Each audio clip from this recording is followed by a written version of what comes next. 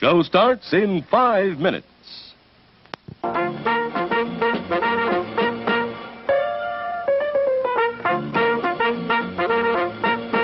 We're happy to have you with us this evening and want you to enjoy every minute of your stay here. And while you relax and stretch, visit our concession where you'll find something to please you. There are ice-cold drinks, delicious sandwiches, ice cream, coffee and snacks, and many other pleasing treats. Our foods are fresh and tasty, our drinks satisfying and refreshing. They're so good. You get more out of life when you go out to a movie. Good afternoon, ladies and gentlemen. This is your UK correspondent for Dave Darren's Midnight and the Deserted, the only irreverent and irrelevant talk show going, the best one. Well, I bring you greetings from California Gourmet Grills and Pizza, one of my favourite hangouts here, and we're going to have a quick little word from the owner and proprietor, Alex, over here. Now, Alex, I've been a regular customer of yours for how long? So many years since we opened, 3 years And now. where do I travel from to come here even? All over the place, Scotland, Northern Ireland, everywhere. Absolutely, and the only reason I keep coming back is because it is bona fide, genuine food. Now, we're going to give a special offer to all the Dave Darren and Midnight in the Deserted listeners and family. Basically, Al, what are we offering as a discount for pickup here? About 20%. 20% discount on any pizzas, grills and burgers if you are willing to come and pick it up yourself from here, and we're offering a 15% discount on deliveries, yeah? That's right. And that's only for the month of January. This is a very special offer that I've worked out from my friend here, Alex, for all the listeners of Midnight in the Deserted. Please tune in for more offers and some wonderful, irreverent, irrelevant and fun talk. Going out from me, Omar Asvi, your UK correspondent, signing out for Dave Darren, Midnight in the Deserted. Well, I'm feeling real down as if I didn't have a friend. There's times I look around me and wonder why I have to pretend. Each year goes by, I find myself a little bit older. Drinking water from the same little spring, you feel it's the end. I just wanna hear my song.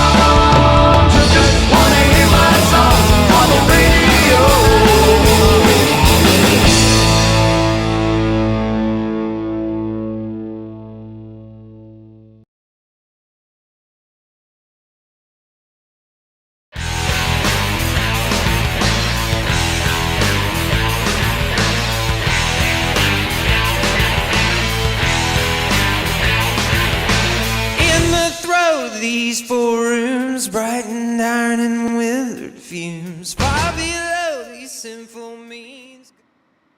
Hey guys, welcome to the Dave Darren Show. Welcome to everyone who's joining in brand new tonight. Let me say hello to who's here. We've got Terry, we got Richard, we got Astoria. Welcome you guys to the show. And we got a bunch of new people because actually I promoted the show tonight to a bunch of brand new groups. So for the newbies out there who are joining this show and thinking, what does this guy that's got this long hair with this big forehead who looks like a Klingon, what's he got to talk to us about tonight? Who is this guy? So for you guys looking at me, you see I'm a little bit, I do a show here about paranormal, extraterrestrials, remote viewing. That's what we get into every Thursday night at the same time you're joining right now. If you notice, the host dressed a little wacky. I dress like a rocker. And this is because if I ever get abducted by aliens and I'm on that spaceship, I want them to be playing some decent rock and roll music from that 1,000,000-watt stereo that's in their ship. That's what I want. I want some rock and roll music. We're going to rock and roll to the show tonight. We've got someone on the show tonight. We've got John. He's going to talk to us about something that happened in New York not too long ago. New York City, Queens specifically, and all over. You can see it all over the place. Before we get to John, I'm going to bring him in here in a second. You guys all know John. I don't have to reintroduce John. All you guys, you all know him. Brian just joined. Bernadette just joined. Mike just joined. Let me play for you what we're going to talk about tonight, okay? So I'm going to get to this right now. This was some blue light that was seen in New York City. And if you can imagine seeing something in New York City where things have happened in New York City in the past, we all know about the 9/11, it can put you on edge because you see something that you don't see every day. In fact, you don't see it at all. And here's what took place. We're going to play this, then we're going to get John in on the call. He's standing by. Let's play this and check it out and see what you think about this. Here we go.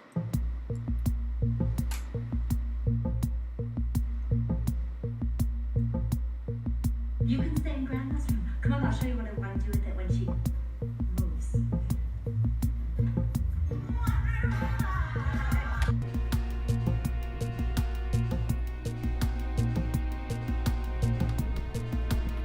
What is that? Do you know what that is? Have you ever seen it? Well,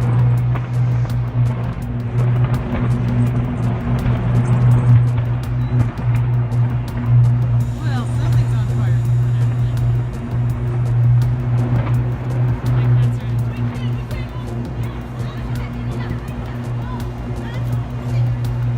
It was a strange sight. The lights flickered, air traffic halted, and for what seemed like an eternity, no one really knew where this strange blue light was coming from. Yeah, our phones here at News 4 started ringing off the hook. Callers asking, what's going on? Now we know the source. A transformer explosion at a Con Ed substation on 31st Street there in Astoria. People saw this here in Queens. They saw it in Brooklyn. We saw it from Lower Manhattan.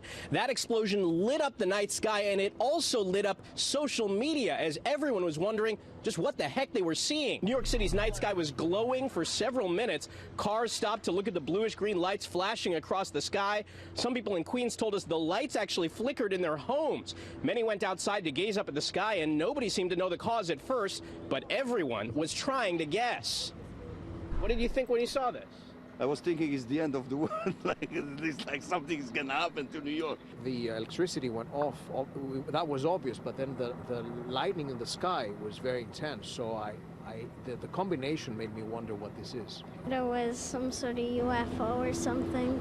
Nobody will really forget this night for a long time, the night that the Northern Lights, or at least something that looked like it, came to New York City. Like something out of a sci-fi movie. There was a brief electrical fire at the substation here on 31st Street shortly after 9 this evening. Back out here live, you can see a number of flashing lights inside the Con Ed facility. Still more answers we're looking for in terms of what caused that explosion. Con Ed says it is investigating at this point, but again, that they say is what caused that blue light over New York City that had so many people wondering what it was. Okay, and here we are back at the Dave Darren Show. Now, we got John. John, you're still there, right? I'm still here. And that's great because I tell you, this introduction tonight was so long that I let John go to the John, and John is now out of the John. He's with us. John, you did wash your hands, right? Because I think you're on a phone, right? I used Pearl. You used Pearl. What's that called? So welcome to the show. Now we're going to talk about what we've seen now. This was in New York City. It was in Queens. Now, you were there to witness it, or I know your girlfriend saw some stuff going on. We're going to talk about all that stuff, but give me your experience of that evening when the blue lights were shining above New York City. Okay, that evening I had to work. And at that time I was working for Amazon, which was a horrible job, but I was there.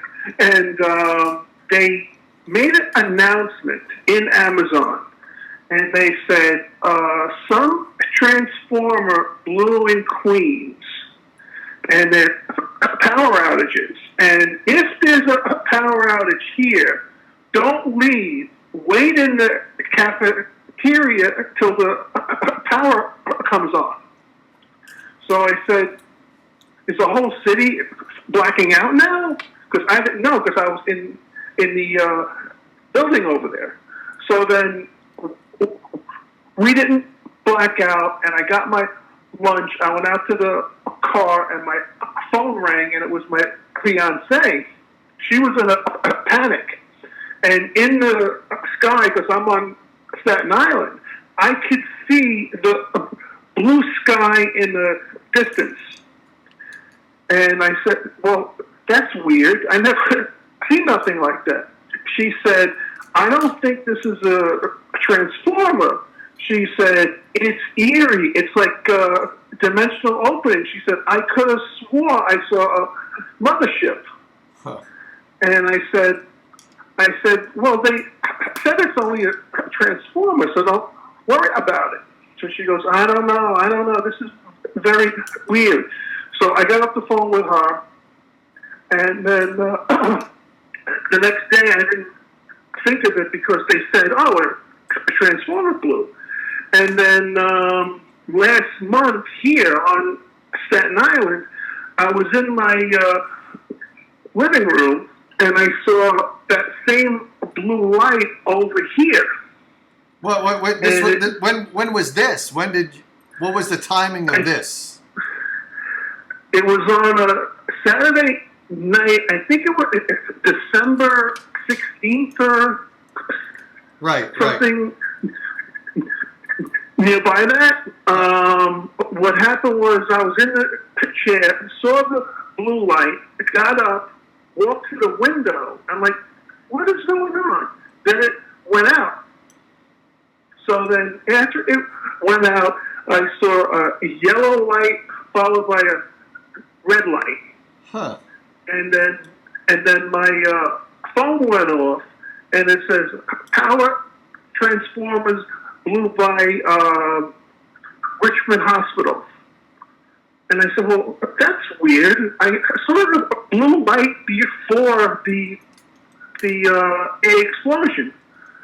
So then somebody posted a video on your page. I think it was Sparky. And it was talking about how dimensional openings were over Manhattan. They were over Queens. And I said, wait a minute, that makes a lot of sense, because if a transformer blows, it's not going to light the sky up. Right. So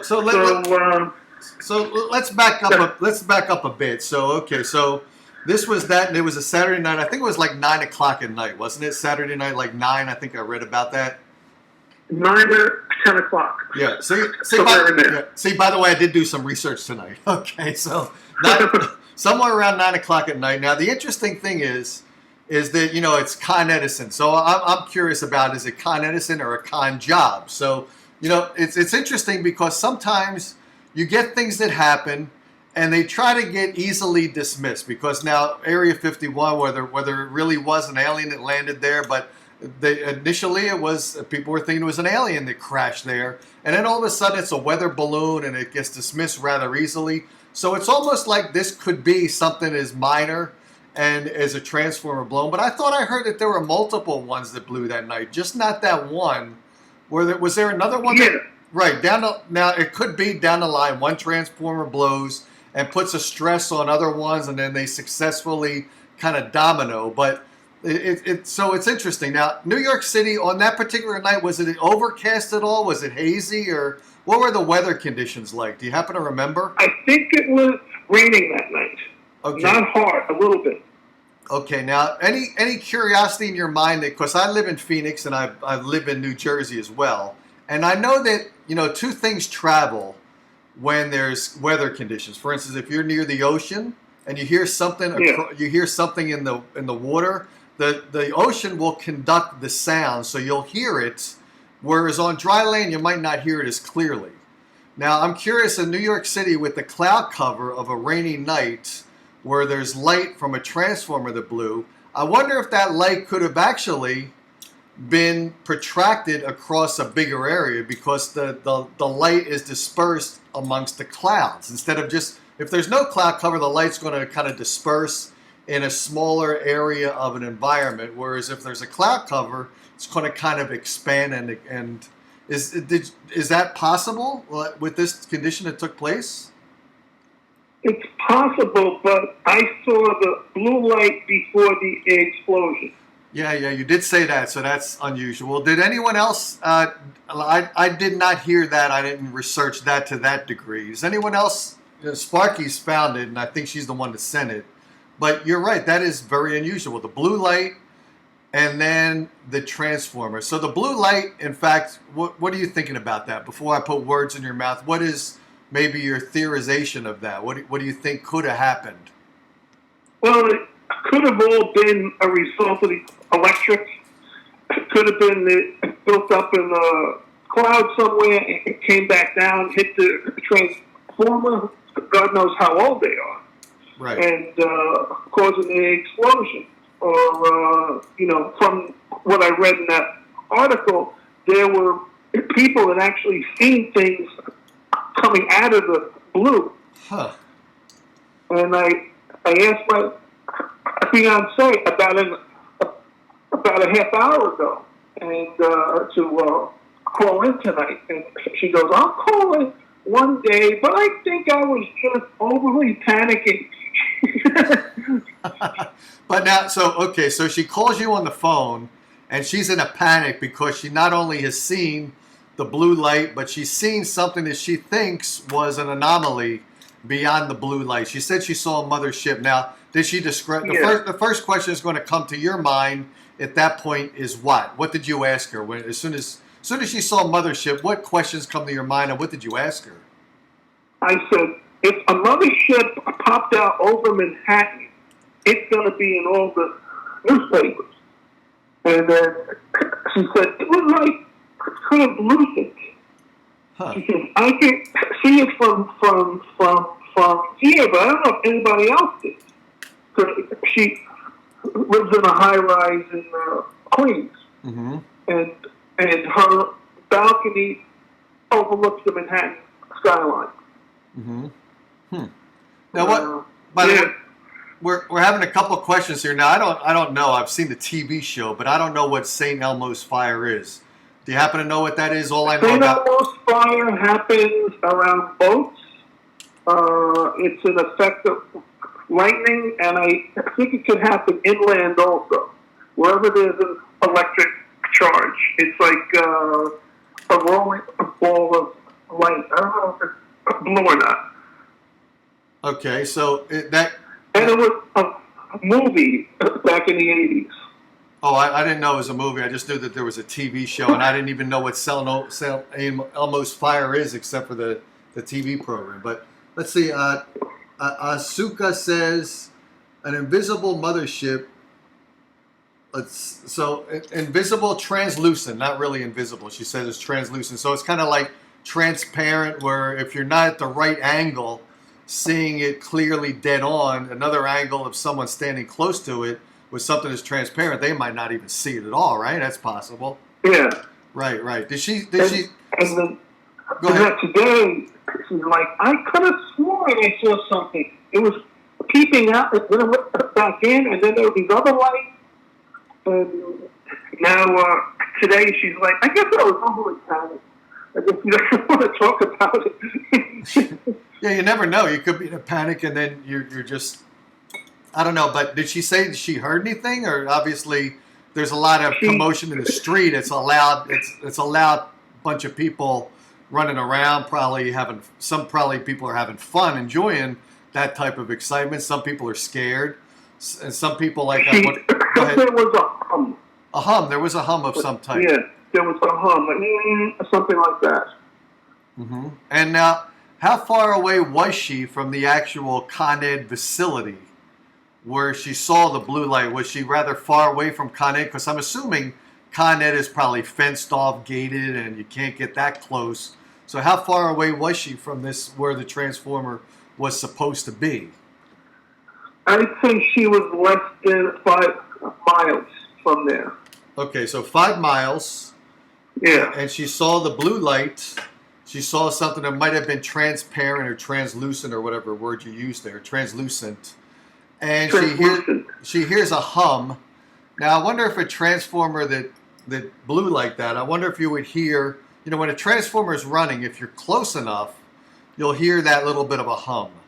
But if you're like 5 miles away, you're not going to really hear that hum. Now, if it blew up, I don't know if the hum would be less because then the electricity would not be in it to be making that humming sound. It would have ceased to exist. I don't know. That's a little bit unusual, right? Yeah, and she's in a high-rise, so she's going to hear what's on the ground. She also said that the light went up into the sky and stood there and grew, not over the transformer, but over Manhattan. Huh. Okay, now you're not seeing any of this. She called you and she was in a panic. She called me and was panicked over it. She knew that I went to lunch at 11:30, and that's when she called me. Huh.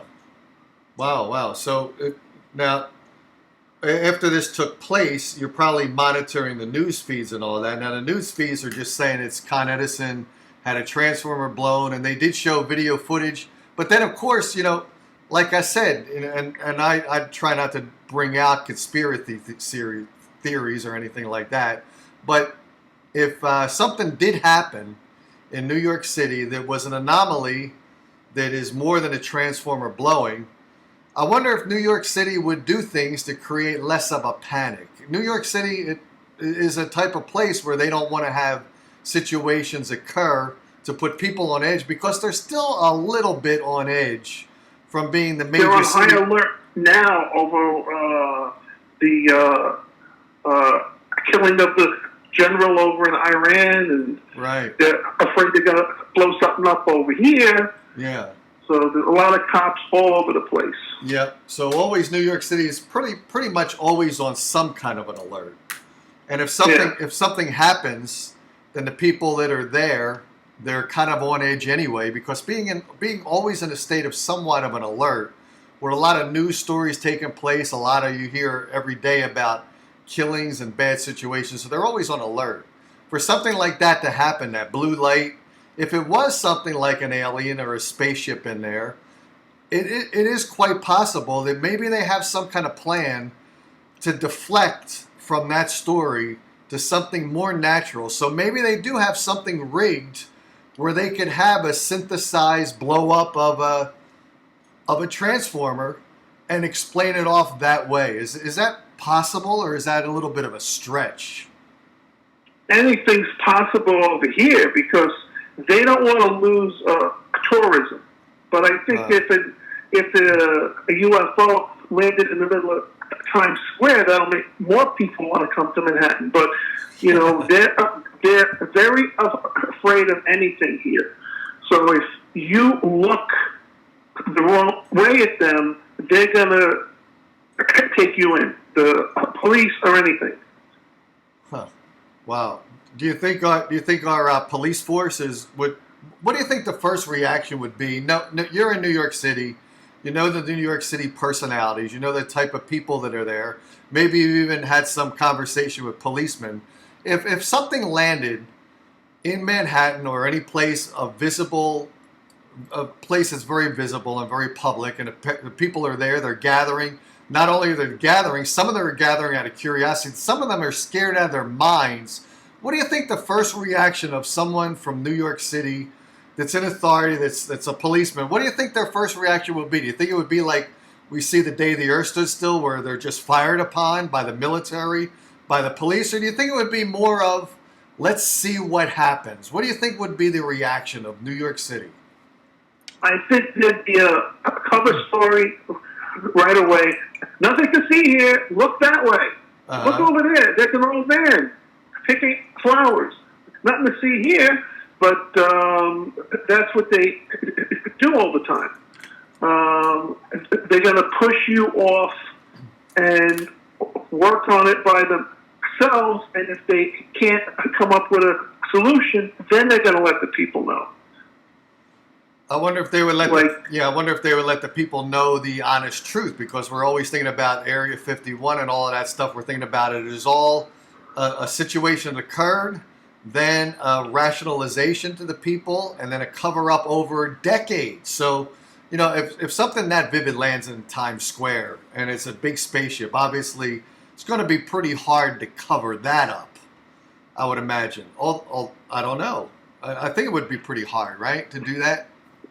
It would be hard, but I'm sure they have something set up for that. You think they've actually planned for that? Yeah. Huh. There's a contingency plan for everything, because if you notice, after 9/11, somebody blew up a bomb in Union Square. And the first thing that they said was, a bomb went off at Union Square, but it's not terrorism, by the way. And seems to be done by a disgruntled employee who was laid off 6 months ago. And then they play with that theory. But the people here, when that happened, I was at work, and one of the women there threw her hands up in the air and said, "I quit." And I said, "What are you going to quit for?" She's like, "I'm moving to Florida. This is too big of a target for me." Huh. And she left the city. So that's the mentality that they have. Yeah, well, it's it is a mentality that comes with some understanding, because obviously if you think about terrorists, or if you think about, well, just think about terrorists, where are they going to attack first? If they want to take out the massive amount of people, or the most amount of people that they can, they're going to hit the big cities. They're not going to hit, probably Phoenix, Arizona may be about 20th on their list. But if they're going to hit 19 places, Phoenix, Arizona is not going to be on that list. And New York City, Philadelphia, Los Angeles, those places are going to Chicago. They're going to be on the top of the list. And so I wonder if aliens think that way. If they think they're going to finally open themselves up to the American people, and if they realize that the government's not being honest with the people in the States, or maybe they don't want to be seen, whatever. I wonder if they would actually appear in a large city, or if they try to land in a smaller. I wonder if it'd be the same thing. I wonder if they would actually. If they come to New York, they can get Mets tickets from de Blasio. You know, he's handing them out. So. Wow, what do you think about the mayor over there? Is he a funny guy, or he's not a funny guy? Let me tell you about this idiot. Okay. When he was running for mayor, he came to the Staten Island Ferry. I was on my way to work, and I researched all the candidates, you know, so I know who I'm going to vote for. He had the lowest rating of anybody. He didn't do anything in his career at all. So he walks up to me, and he had this guy with him, and he's with his son, and he goes, how would you like to shake hands with the next mayor of New York City? I said, it ain't going to be him, and I walked away. Wow. Not a nice guy. But the guy that he ran against worked with me at NYU after the election. I forgot his name. He was so memorable. But, you know, he went into NYU and worked as a VP there, and I think he got terminated. So I don't know what was up with him. I forgot his name totally. Wow, how about that? Do you think do you think he's prepared for a you say there's contingency plans for everything. Do you ever see any? I know the city has them. I don't know about him. Right, right. Now, okay, so here's the question. Since you're in the city there and you wander around periodically, I guess during lunch you probably do, or weekends you wander around, do you ever see anything suspicious going on where you think, okay, here we go, these guys are preparing and the contingency plan is aliens landing on planet Earth in New York City? Do you say anything that makes you think, okay, here they're doing it right now. Right now they're practicing the contingency plan. Ever see anything like that at all?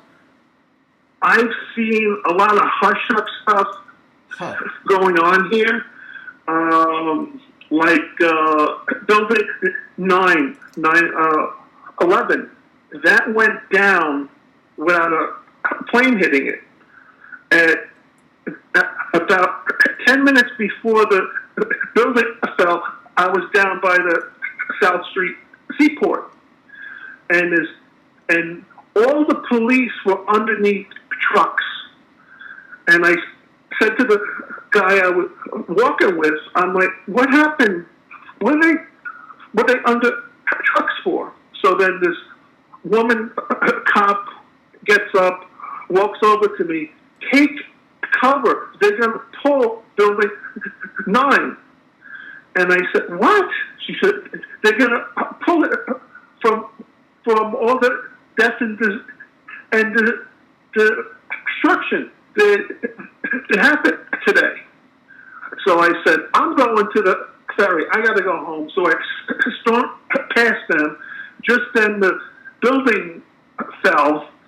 We were covered in dust, debris, and everything. So we wandered up to the seaport. The doors opened up.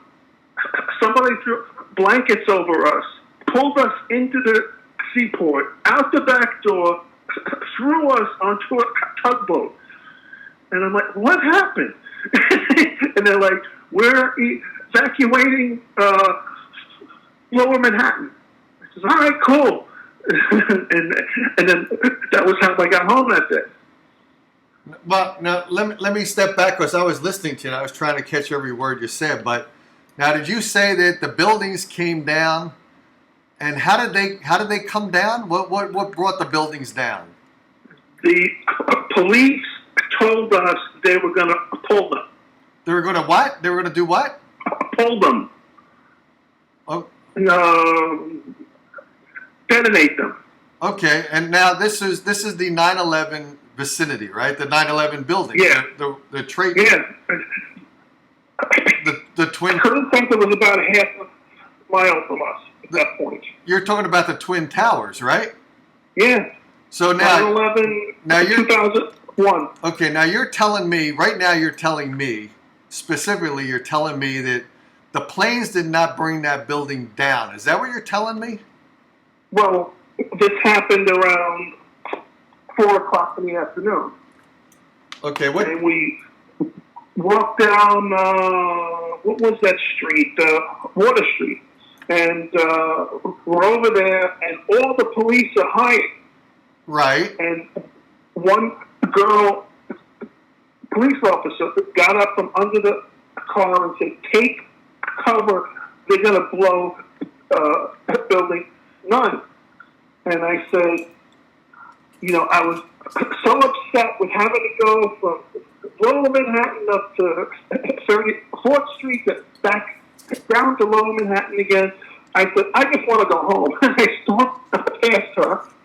We got up to the seaport. That's when the buildings went down. And then somebody opened the door in the seaport, and I saw Staten Island Ferry uniforms on the 2 guys. They threw blankets over us, pulled us into the seaport, then out the back door, and threw us on a tugboat, a Miranda tugboat. Okay, now let me clarify this again. Let me really understand this. So you are specifically saying that what brought down the Twin Towers in New York City was not an airplane. You're saying that it was. Yeah. So now But okay, so not an airplane took it down. The police were taking cover because they knew there was going to be a massive explosion. They knew ahead of time there was going to be a massive explosion to bring down those buildings. That's what you're telling me, right? Yeah, and at that point, I didn't know how many people died. I didn't know what was going on. We were on a mission to escape Manhattan. You were on a mission, right.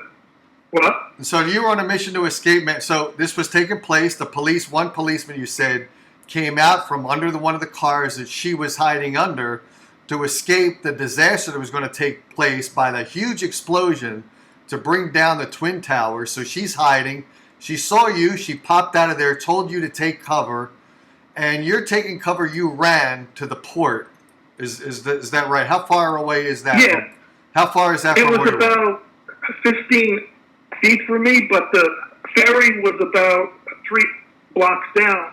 That's what I was going for. So now, over there. At that point, don't the police there? They know what's going on, and they know that this is a rigged setup. It's going to be a fake terrorism attack, and they are taking cover because they know it's staged, it's fake, but they know there's some degree of danger there. They see you there. It's not part of the knowledge base that they've got. They see you there. They know that you're not educated in what's taking place. You're not part of the program. So they see you there. I'm curious as to you know that it wasn't an airplane. You know that it was a staged explosion, and they tell you to run away. I'm surprised the police there didn't make you not run away, because here's a guy that may leak a story to the news. He may be able to bring some credibility to it. So let's not let this guy escape. Let's not let him get out of here. We got to retain him. We got to subdue. We got to keep him. We can't let him go. I'm surprised. That's what I thought was going to happen when they threw the blankets over us. I'm like, all right, we're dead. There was an old man, and he was trying to get to Staten Island also. I think his name was Richie. And they said, well, you come with me, and I'll get you home. So earlier, after I got out of work, we were going towards the ferry from Canal Street, and a cop tackled me and said, you can't go down there. And I said, why not? He goes, there's a lot of dead people down there. You don't want to see that. And then I said, well, I have to go past the towers in order to get to the ferry so I can go home. He's like, just get a hotel room. I'm like, I don't want to get a hotel room. He's like, well, go up to 34th Street. There's a ferry leaving from there. And so we had to walk from Canal Street and Broadway all the way up to 34th Street, and there's no ferry leaving from there. So we had to walk back. And that's how we ended up over by the seaport. Now, I've heard conspiracy theories about that area, 9/11 and all that. But now here you're saying that you were part of this. So you actually were there at the moment. You actually, now, did you actually, you're running away from the area. You're in the ferry there. They cover you with a tarp, telling you that they're covering it for your protection because there's going to be debris. There's going to be things floating down out of the sky that's going to maybe hit you on the head. So they're trying to protect you, but they may be trying to cover your head so you don't see the lack of planes hitting the building, right? They're trying to make sure you see as little stuff as you could possibly see, right? Is that what they're doing? Well, the plane hit early in the morning. This was in the afternoon when that building fell. When the first plane went into the first tower, I was walking up 6th Avenue, and I saw the low-flying plane coming overhead. And I said, what the hell is wrong with the pilot? What's he flying so low for? And so I just kept walking, and at that time they were demolishing a building on Spring Street. So there were explosions from them blowing out walls and all this stuff. So I heard heard a big boom. And I'm like, man, they shouldn't do that. The people work over here. So I went into work. I went up to my office, sat down, and turned on the Howard Stern show. And that's when I heard the plane hit the World Trade Center. So I went to go look, and I'm like, wow, a plane actually did hit us. So I bet it was that flying plane. And then the second plane hit a little later. I was in the office trying to calm the ladies down. They were literally, they came here from Russia, and they didn't want to live in a world like that anymore. And they were vomiting in the garbage pits. Yeah, and then the building fell, and I was a senior developer for a restaurant company. So they walked around and they handed us all bottles of wine, and they said, go home, wait for further instructions. So I'm like, well, how am I going to get home? Right.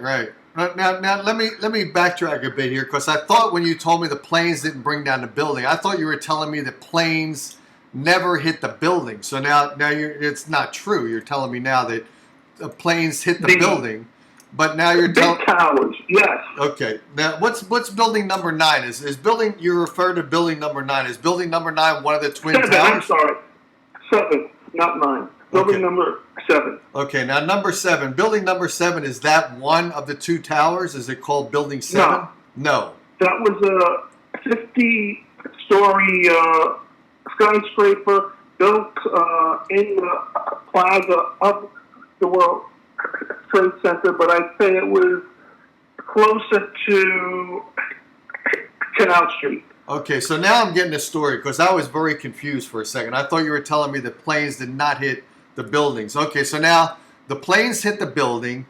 Building number 7, which is not one of the twin towers. Building number 7 is in the same complex with the same area. It's a 50-story building, and that was not hit by an airplane, correct? That was not. No.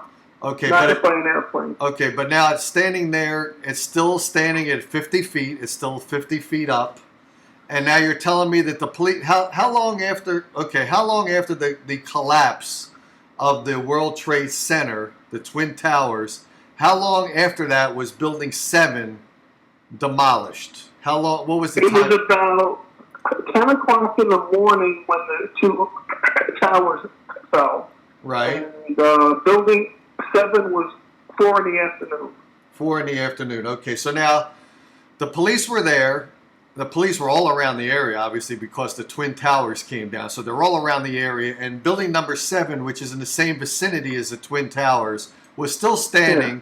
But you're saying it was intentionally demolished, building number 7. That's what you're saying, right? That's what, I don't know, but the police told me it was coming down about 5 minutes before it actually fell down. Uh-huh. Now, obviously, no one... If it's going to fall on its own, they're not going to know that.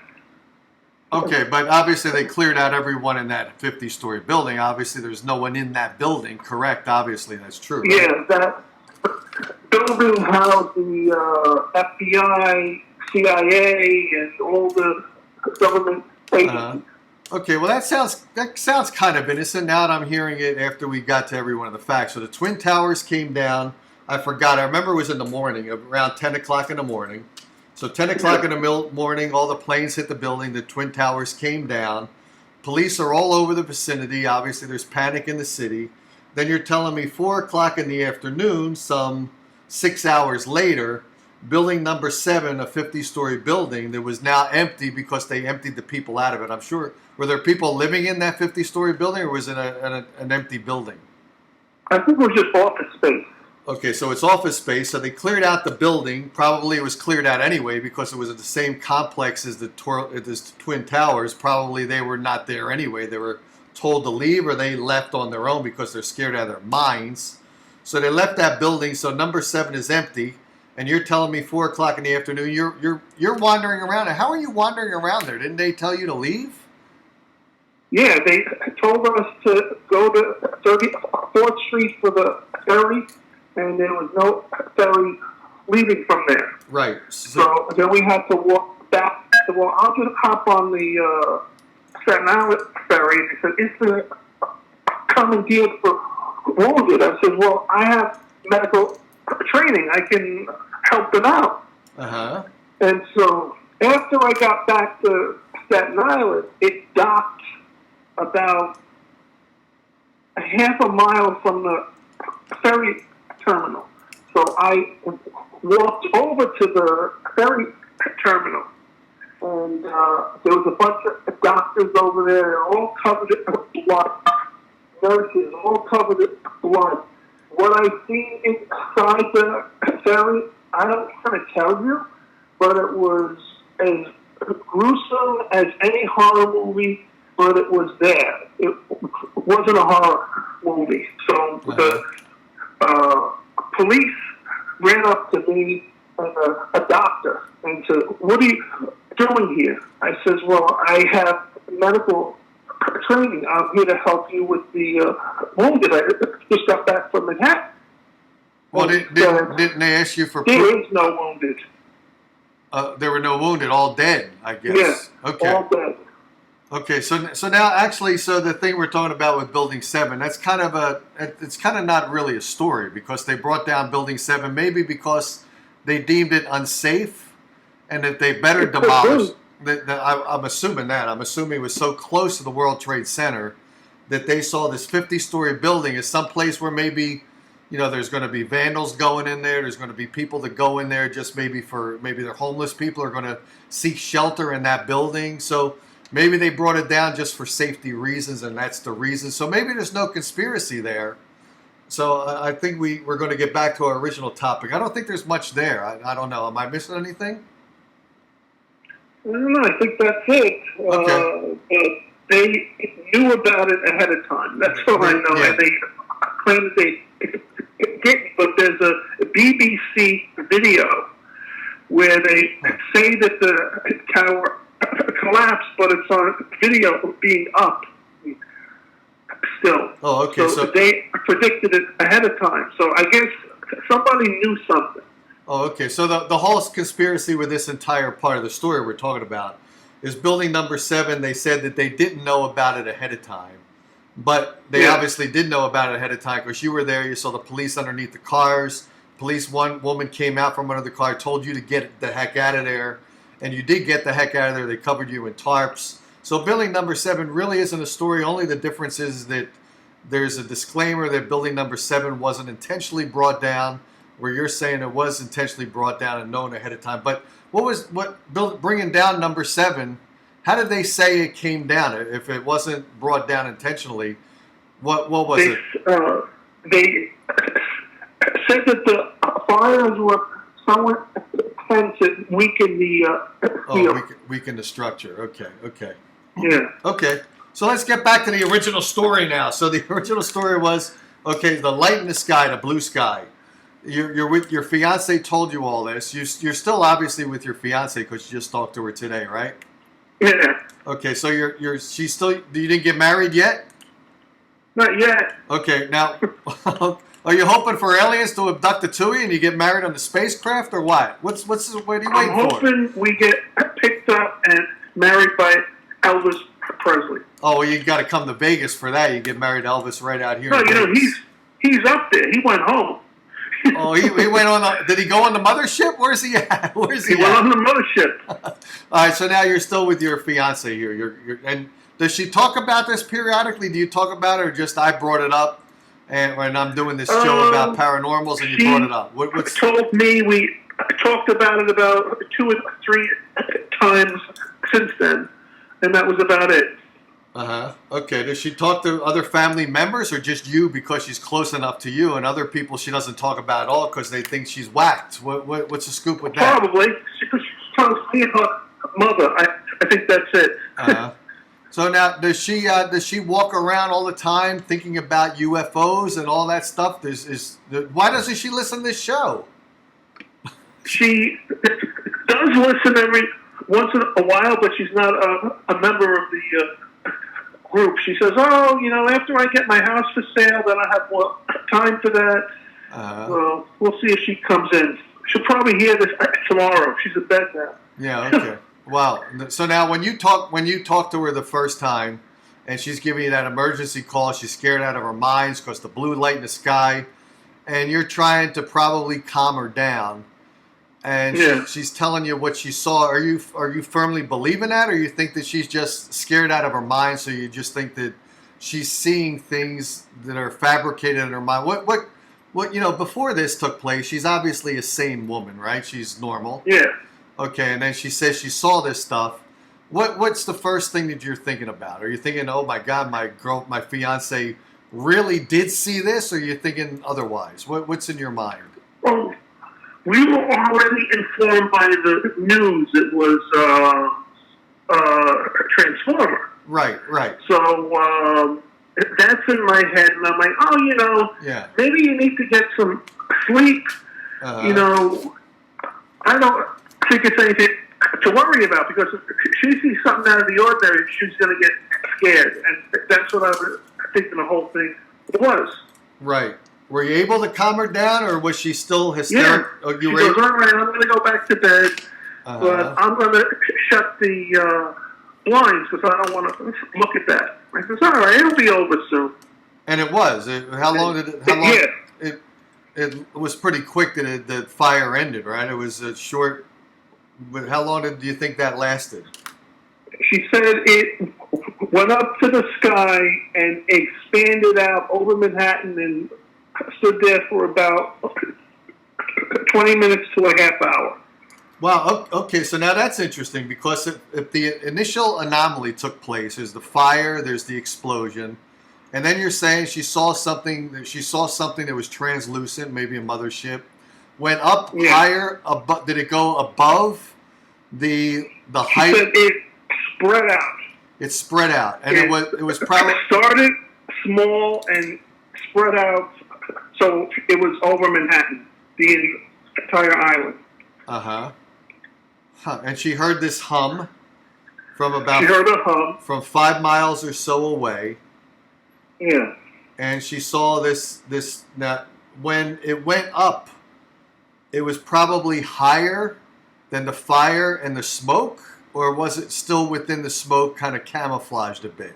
Way higher, like way higher. Going up to the atmosphere. Okay, so it's way higher than the smoke would have actually been able to rise, correct? Yeah. Okay, now did she see any clarity? Did she see anything like a structure that was vividly detailed, or what was still what did she describe? She said it was translucent up in the sky, and there were other lights coming out of it also. And they were multiple smaller ones. I think you said that they were different colors. Didn't you say that they were like a red? I wrote it down here. They yellow were and red. Multi-colored. Yeah, yellow and red. I think I wrote that down. They were yellow and red in color. She's still hearing the hum. It's rising? She's still hearing it? Yeah, she still heard the hum up until around the time she called me. But if you look at the news videos, there was no hum there. I'm sorry, you broke up a bit. Your phone dropped out. You can look at the news. If you look at the videos from the news that are on the internet, you don't hear a hum. Right. Well, I didn't. The video I played, I didn't hear a hum either. You're right. Okay, so I didn't hear that, but they might have blocked that out. Although, why would they do that? Or maybe they would do it intentionally so that we don't have suspicion about it being anything mechanical beyond the transformer blowing. Right. Yeah. They might have taken that out, right? So now, after this, I'm sure she closed the blinds and she didn't want to see it anymore. How could she resist that? That to me, if something like that happened, and it was far enough away where I didn't feel immediately threatened because it's 5 miles off, this vehicle's way up in the air, I don't think I'd be able to close those blinds. Did you ever ask her how come you didn't stay up there and watch it? And since it was a decent amount of time, why didn't she take a video of it, a film of it, cell phone, or She was talking to you on a cell phone, so she's got a cell phone. She should have took a video of it, but I think the whole thing just scared her. Uh-huh. You know, she's all alone in her house, looking out the window, seeing that. You don't see that every day. Right. She thought it was at the end of the world pretty much at that point. Yeah. And she's only kind of... says, oh, don't worry. It's just a transformer blue. There's nothing to worry about. Uh-huh. Huh. And that calmed her, and she goes, all right, you go back to work. Everything will be fine. And she's all right. Yeah, and then the next day she watches the news and she hears about the transformer, and it puts probably her mind at ease. Does it make her now think that she didn't see what she saw, or it has in her mind... What's on her mind now? The next day, she said to me, she goes, you know, I think I saw something. She goes, it wasn't like a metal ship. You can see through it. It was like translucent, and it was up over the sky before the other lights came out. Uh-huh. Huh. And I says, well, they said it was a transformer. And she goes, I know, but I don't know about that. Right. How about that? Okay, so she's heard the stories and she's listened to the stories and put her mind at ease, but she's still in the back of her mind, she's still questioning that she saw something that she thinks could be an anomaly of some type. It could be that mother ship she thinks she might have seen. She's not certain, but she's still convinced that she saw something. That's what she's thinking, right? Yeah. Anything else? Does she see anything else over this time period? Nothing over that time period. Nothing over that time period, but you said the word that. Yeah. So what other time periods has she seen stuff? She said that when she was a little girl, she was in a car with her mother, looking out the window, and she saw what she describes now as a time slip. A time what? Slip. Time slip. Okay, now. She was looking at something that might have happened 100 years ago. You know, everybody was in corsets, the women and the men with suits on, button shoes, and bowler hats, walking around a park, again in Queens. Okay, now this was, how old was she? She was a young girl at this point. How old was she? About? Yeah. Maybe about 8 or 10 years old. Okay, she's 8 or 10 years old, and she's in the car with her mother, correct? Yeah. And she looked out the window. Probably she's in the passenger seat or the back seat. Did she tell you that detail or not? Not that matters. She was, I guess, in the passenger seat, looking out the window. Okay, so she's in the passenger seat probably because she's 8 or 10 years old, and she's in her car with her mother and nobody else, just her and her mother, correct? Yeah. Okay, she looks out the window and she sees what she's calling a time slip because she saw people in dress, attire, clothing of what they would wear 100 years ago. Or it could be 70 years ago, but she sees some clothing out of the abnormal there. Now, she told you this story. Did she tell you she saw it and then tapped her mother on the shoulder for her mother to look at it as well, or she didn't say that took... What took place when she saw it? She said she saw it. She told her mother, and her mother saw it, but then she had to keep her eye on the road. Right. And then when she went to look back, everything was normal. Yeah. You know, everybody back to, I guess, 1970s, whatever it was when it happened, 80s. Okay, so 1980s, and she thinks she saw something probably from like the 1850s or 1880s or something like that.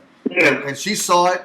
She was focused on it for a while. She tapped her mother on the shoulder. Her mother saw it for a very short burst, but then had to refocus on the road, not to have an accident. And by the time she looked again, it was already over. So it was a very quick thing, but it was something that your fiancé saw.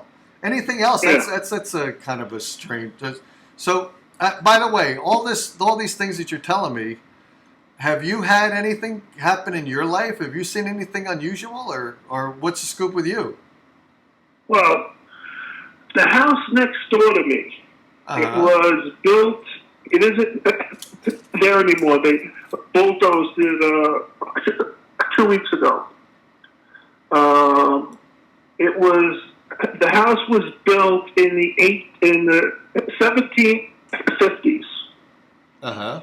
And a lot of people lived there. A lot of people went there. I believe Wadsworth wrote poetry in that house, and a few other poets in the 1800s used to go in there. So it was owned by an old couple recently, and they had a friend of theirs who was going to Panama to open up a hotel. And I never met the woman, never. And I was on my way out of my house, and their son came up to me and said, "Would you sit with my parents till they go to sleep tonight?" And I said, "All right, what's wrong?" And he goes, "Their friend was just murdered." The woman that was going to open the hotel in Panama, she was just murdered. Yeah, she was murdered. And I said, "Well, who gets murdered? You know, you never hear that, you know." So then I went over there, and they said she went to Panama to open up a hotel. The Panama mob bosses went after her and said, "We want a piece of your hotel." She didn't want to do business with them, so they killed her, cut her up, put her in a suitcase, and tried to burn her. And they got caught, and then her body was returned to the United States. So then I go over there, and I'm the only one in the house with them. You know, the husband at that time was about 99 years old, and he's crying, and the wife's crying. And I said, "Oh, I'm sure she's in a better place." So I'm over there in their living room, and it's like a mansion over there. The way the house was built, like Collingsworth in the old Dark Shadows TV shows. So then all of a sudden, this woman walks through the hallway into the door to the living room, looks in, and she had such a sad face. And then I'm saying, "That's not their daughter. Who is that woman?" So she appeared solid like you or me or anybody. So then I looked back at her, and she was like crying, grieving. And then I said, "Wait a minute. She doesn't have anything below the knees. She was solid from the knees up to her head, but she didn't have any legs below them." So my father had just passed away about 6 months earlier, and I said, "This is a ghost." So I said, "I want to find out what's going on." So I got up out of the chair, ran into the hallway. I said, "Don't leave."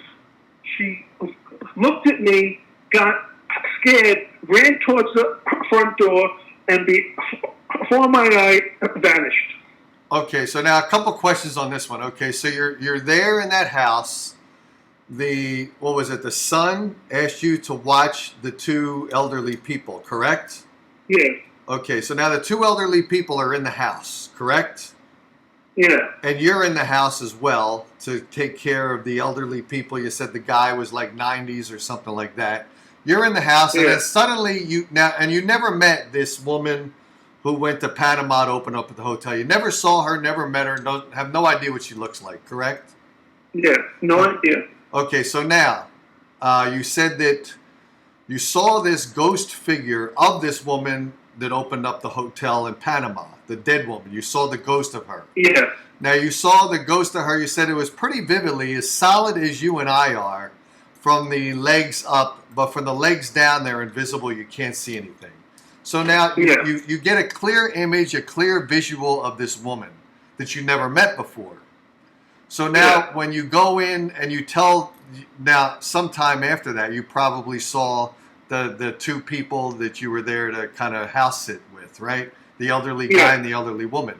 So now, did they, did you tell them that you saw this woman? Did you tell them that you saw the ghost of the Panama hotel builder? I told her, I said, who was that? You said and who? The wife said, Muriel, her name was. She was from Scotland. She goes, who is who? I said, there was a woman just standing there, dark hair. She had a scarf on her neck. She goes, oh my God, that's Tony, our friend Tony. Armando, did you hear that? Tony came back. And Armando goes, don't stop that. Don't shit anymore. Don't stop that. Don't shit anymore. There's no such thing as ghosts. Huh. Wow, did they ask you? She was from Panama.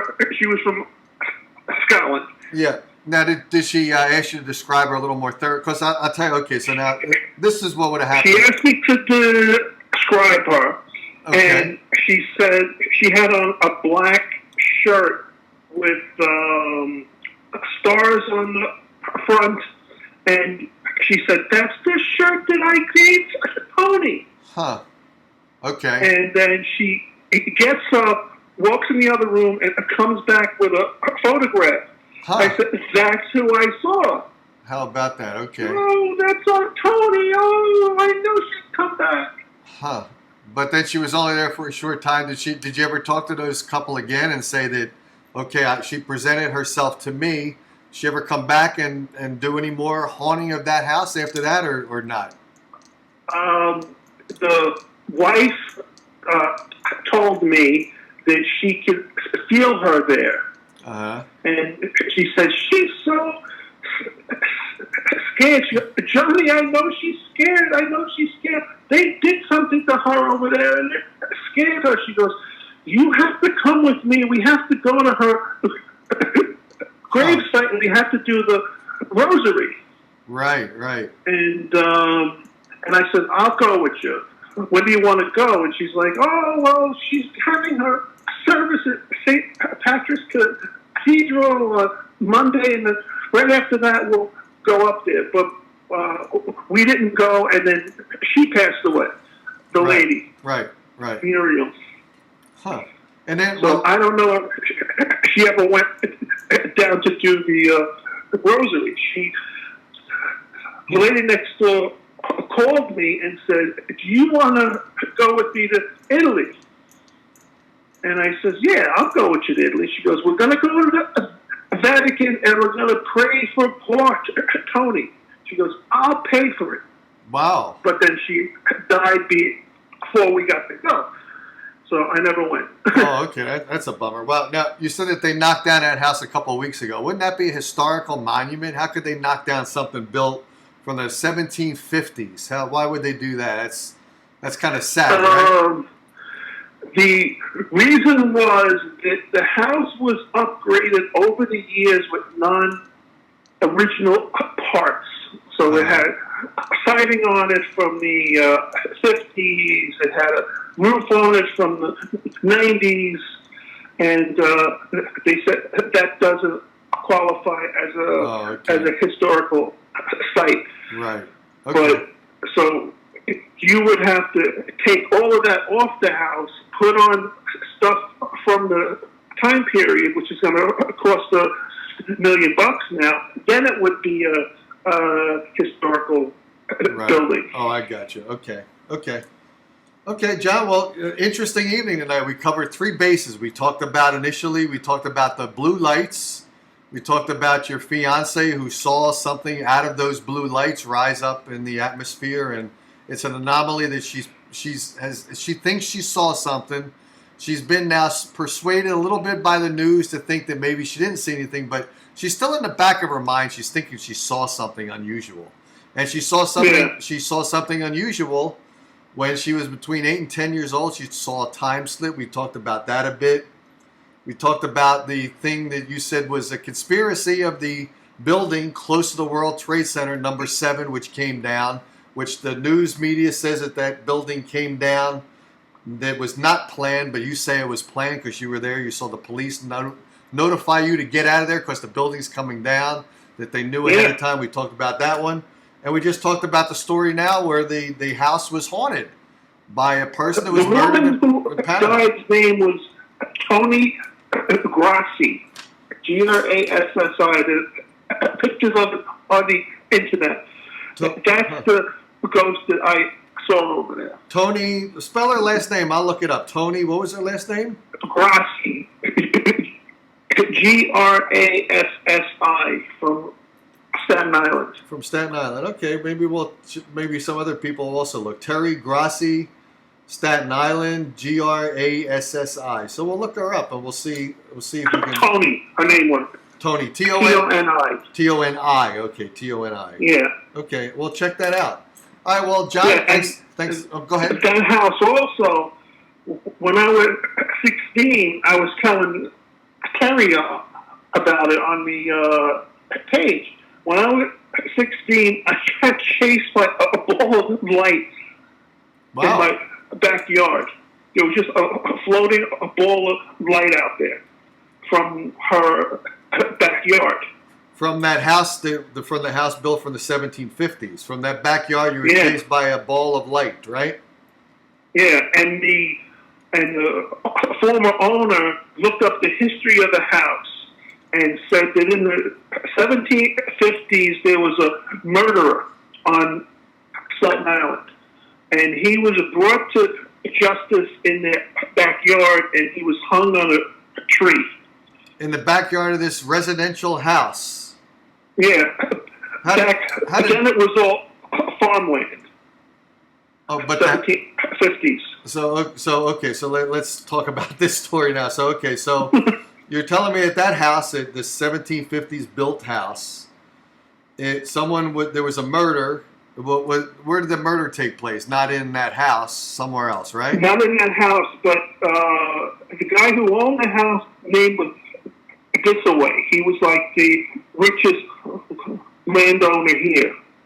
Okay. And so when they caught the guy, he was brought to him. He was like a town official under Britain back then. Huh. And he was hung in the backyard, which is right next to my backyard. And I believe that's the ball of light that I seen that day. Huh. I only seen it one day. It wasn't happening all the time. And I said, there has to be somebody holding a candle over this. No candle, no people over there, just somebody all of light headed towards me. How close did it get to you? How close did it get to you? About 5 feet before we ran. Me and my friend, his name was Mike. We went up to my back door in a panic, and my mother came to the back door and said, "What's going on?" I said, "There's a light chasing us over there." She went to look. She seen it. She saw it too. Get in the house. Yeah. Huh. She shut the doors, shut the windows, shut the blinds, took out the Bible and started praying. Really? Wow. She goes, "I'll get it to go away." And did we it never saw it anymore after that. You didn't see any more after that. But so this thing Nowhere after that. So this thing came from that house, the 1750 built house, came out of that building, got close to you and your friend Mike by 5 feet, which is really close, And then at that point, you ran into the house, and you saw your mother, right? It was your mother you saw? She was at the back door. She was at the back door. So she heard us running into the house. Uh-huh. What the hell's going on? Huh. I said, like, facing us, she goes, oh my God, get in the house. Shut the window, shut the blinds. She just started praying. Did you talk to her about that afterwards? Because first thing, a parent sees the kids running, and then she'll see, maybe she saw the ball of light as well, like you said. Did she ever mention anything to you like, oh, I've seen that ball of light like 4 or 5 times earlier? Did she ever say anything? She never saw the ball of light, but the people that used to live there in the 60s into the 70s, there was a ship's captain on the house, Captain Townsend, and his living secretary, Lillian. Lillian said she couldn't go upstairs in the house because she hears people walking up there. Wow. And so she put her bedroom downstairs. And the captain also slept downstairs in the back of the house. And he used to have a piano in there. And the captain used to walk to the piano and play it in the evenings. So then he said, you know what? I was in bed and the damn piano started playing. And my mother said, oh, is it a piano? He goes, no, it's a regular piano. And so he was a big, tall man with a big forehead. Always wore a pea coat and a captain's hat. And he passed away. And Lillian was in the house by herself, and she passed away. And they had like this touring bus from the 1930s over there. Uh-huh. So the lawyers who now own the house told my mother, we have these cars up for sale over here, and if anybody comes for them, just give them our card and have them phone us. And I said, all right. So I was about 6 years old, getting ready to go to school. Lillian had died like 6 months earlier, and the captain died about a year early. And get ready for school, knock at the door. My mother goes to answer the door, comes back in the house, white as a ghost. And I said, what happened? She goes, somebody came to the cars next door, and they said that they went to knock at the door, and a woman answered the door by the name of Lillian and said, go next door, talk to Edie. That was my mother's name. So my mother said to him, when did this happen? About 2 minutes ago. And my mother said, Lillian died 6 months ago. Huh. She said, the guy turned white, he turned around and just walked away. Oh my God! Wow. You know, let me ask you this question: that building that you said the 1750, this building built in 1750. 2 weeks ago, 2 weeks ago, it got knocked down, right? Yeah. Now you're telling me all these stories about that building that's knocked down 2 weeks next to your house. All those ghosts now, they're going to all be homeless. So if I were you, I would get the heck out of where you're living. You still live close to that house, right? You're still living right next to it. Right next door. Maybe you better get out. By the way, don't come in my neck of the woods. I don't want you bringing those ghosts over here. But maybe you better get your ass out of that place. Maybe it's not safe. Those ghosts now, they're going to say, you know what? I'm not comfortable anymore. I'm a little bit chilly. It's a little bit damp out here. It's winter. They're going to go and shack up with you. Well, they're going to build condos over there, so they'll have a little bit of modern housing in a few months. I don't know if they're going to be that picky. They're going to see any building that's available. They're not going to be picky. They're not going to feel. Yeah. They're going to just shack up with you. So I would then get. I was talking to their grandson, the older couple, and he told me they had a library and a bathroom off to the side of it. And said, I walked out of the bathroom and I saw this lady dusting in the house.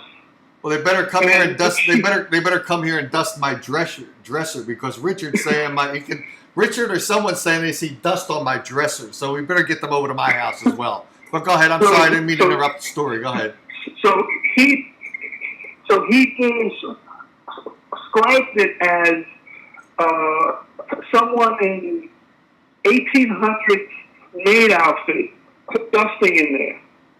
And I said, what did you do? He said, I went back in the bathroom, shut the door, and locked it.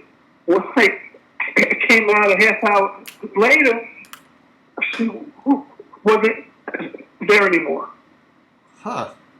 Well, one good part of that story, the 1800s maid's outfit, that was a sexy outfit for the 1800s. I wouldn't mind that. Yeah, well, I wouldn't mind to see one of those 1800 outfits on my wife. So if by the way, if anyone here ever sees... If I get home from work one day and find the house clean, I'll know where the maid went.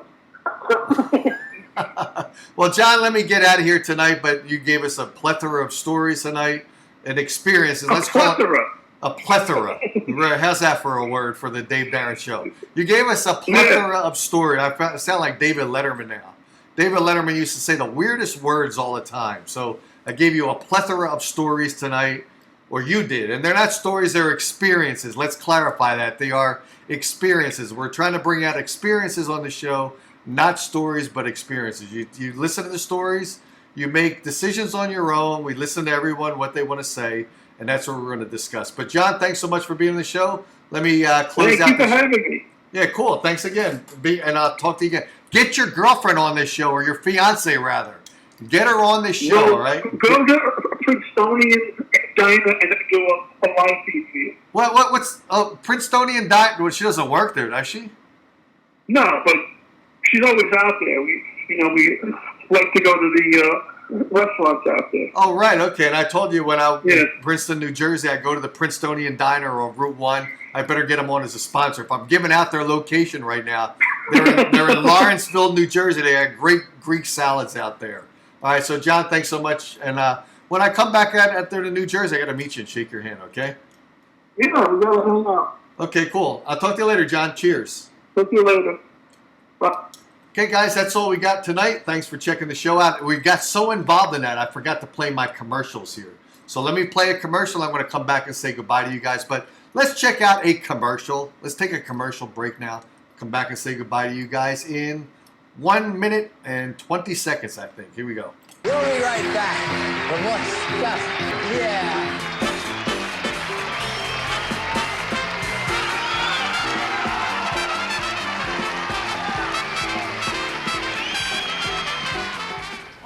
Clean. I mean really clean. And it holds any set I want. New beer-enriched shampoo, Body on Tap, gives your hair super body, super hold. Toilet brush is the best back scratcher ever.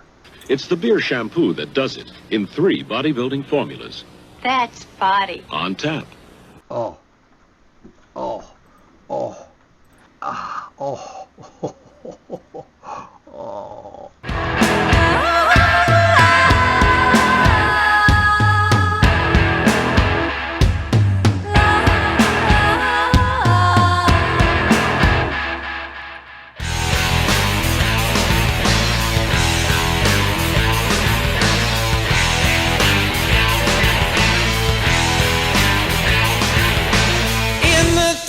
These 4 rooms, bright and iron and withered fumes, far below these sinful means. Okay, guys, thanks a lot for joining the show tonight. Thanks for John for calling in, telling us all of his experiences, his plethora of experiences. If you guys want to come on the show and enjoy each other like we enjoyed John, make sure you give me a holler at 480-236-2111. You can text message me or you can email me at DaveDarren, Darren is D-A-R-I-N. You guys all know that by now. DaveDarren@gmail.com. Let me know you want to come on the show, and we'll get you on to tell us your experiences. That's all I got for tonight. I will end it with a final commercial, since you guys seem to like these little wacky commercial bits I do. Final commercial, and that's all we got for tonight. I will see you guys next Thursday. Cheers. Thanks, guys. We'll be right back with what's just, yeah.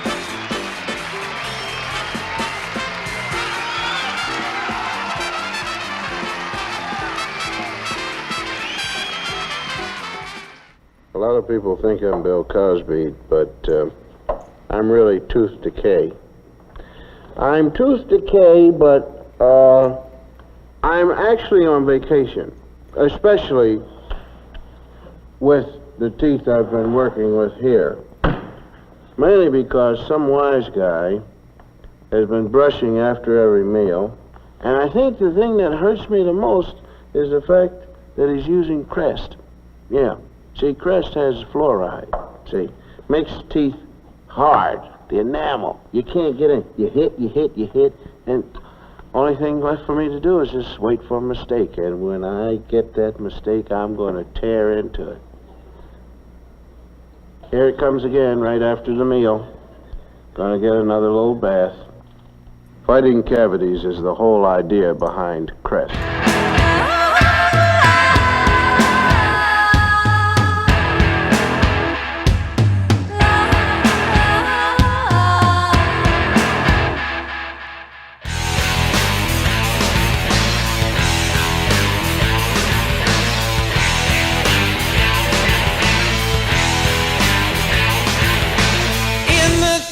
These 4 rooms, bright and iron and withered fumes, far below these sinful means.